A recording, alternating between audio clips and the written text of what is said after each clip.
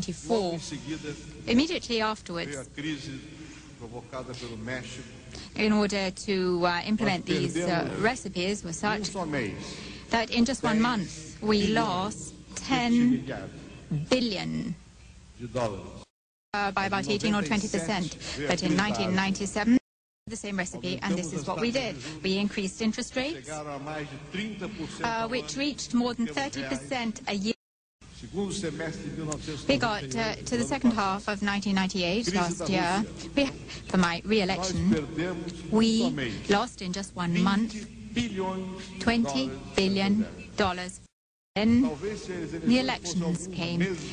Perhaps if the elections had come a few months were devastating. In January of this year, the real was devalued by about 40%. The level of 50% this year. Again, the interest rates went to 45%.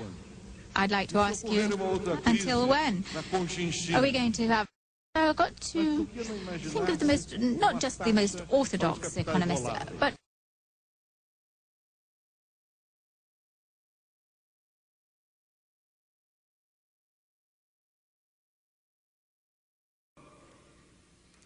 I don't think we have studied enough what each other has done and how it might relate to our own experience. For example, in the countries here represented, taking Brazil to the side a moment, just let's take the EU and the US and Canada.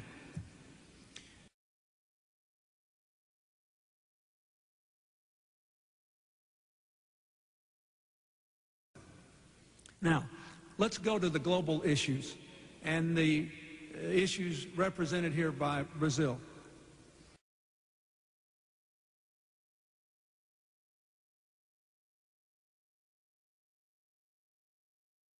And I would like to talk very briefly about, one, international institutions, two, what the countries, the emerging economies themselves have to do,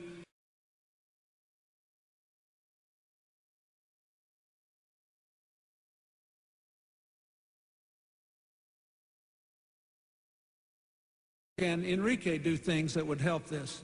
Chile had a capital control system that worked pretty well to try to regulate radical movements of money in and out of the country.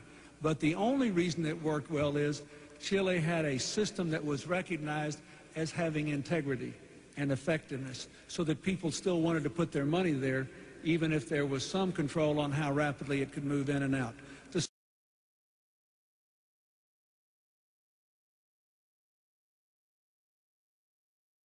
Governments have to have good, honest financial systems.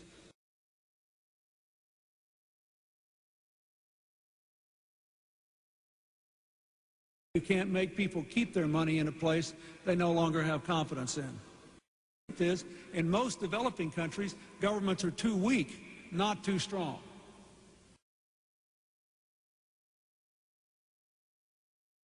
But here's Uganda proving that you can get the rate down, and oh, by the way, they have economic growth at 5% or 6% a year.